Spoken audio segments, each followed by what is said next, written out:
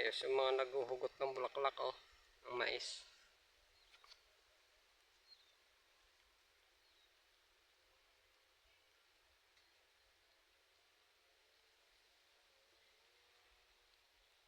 Kita nyo yung mais guys, may bulaklak dyan. Tapos nakalimang guhit siya. May bulaklak na naman. Kasi itong walang bulaklak, hinuhugutan nila ng talbos. Yan ay babae. Tapunta natin para maintindihan nyo. Pero hindi ako sigurado kung tama yung paliwanag ko. Sa obserbasyon ko lang guys ito. Magtataka kayo kung bakit ito lalaki. Itong hiliran na to diretso yun dun Tapos bilang ng isang ay 5 guhit. Yan lalaki na naman. Magtataka kayo kung bakit nagbubunga yan kahit wala siyang bulaklak. Hindi ko alam kahit ako nga Ayan, napakita natin kasi may part na wala nang bulaklak pero nakakapagbunga na siya. Yan lalaki yan Yan tuloy-tuloy yan. Hanggat makalabas na yung nitong babae. Ayan tingnan nyo, may part na may bunga na siya. Ayan Kasi nung isang linggo yata ito hinugutan kasi ito yun. Sa baga ni-review lang nila kasi hindi naman pareho yung tubo ng mais. Meron naman naiiwan. Kaya ayun, umuwi na sila Ayun sila yung pauwi na yun. Tingnan mo yan Ang ganda ng procedure. Nakabunga pa rin kahit wala nang bulaklak. Ito, tingnan mo. Nakarang araw pa ito hinugot kasi tuyot na Ayan lalaki, tuloy-tuloy lang yan. Pero pag sa tingin nila na-develop na lahat, parang ganito na. Yan, nauuna kasi. Ano na yan, yung lalaki na yan, ibinibinta. Mapupunta yan dun sa cattle, yung pinag-anuhan ng mga baka. Pinapakain nila yan. Sa cattle ng Urdaneta City. Doon din nakadala. Yan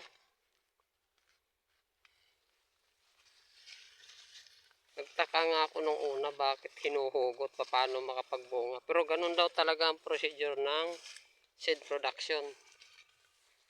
Hinuhugot nila.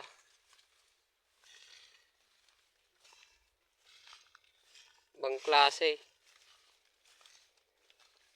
Ang mababa lang itong mais na seed production. Hindi kagaya ng mga komersyal.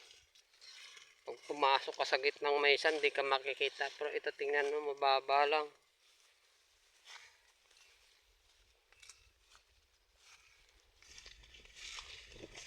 Ang galing. Shout out, Sinjinta. Baka naman. Beke naman. Todo alaga sila baka sa sunod na araw. Ngayon, bilang na lang siguro 2 or 3 araw babalik na naman. Hindi ko lang alam pero sinicheck kasi nila lagi kung mayroong pangbulaklak na naiiwan sa babae, tinatanggal. Kasi itong nakabulaklak na yan. Ayan. Yan yung unang hinugutan nila ng talbos. Kaya ngayon, nandito na naman sila. Ayan Kalalabas lang ng ng bunga niya. To say is to believe, mayroon na akong talagang nakikita. Lagi nagtaka kasi ako guys. Noon pa, hindi pa ako nag-umpisang nag-video o nagbablog. Sabi ko bakit hinuhugot nila? Ngayon yung mga kaibigan kong magsasaka dito, tinatanong ko kung bakit. Ito daw talaga, ang purpose nito, binhi lang. Tapos, mas malaking crowd pa natin dito kasi hindi dito tinatanim itong mais na ito.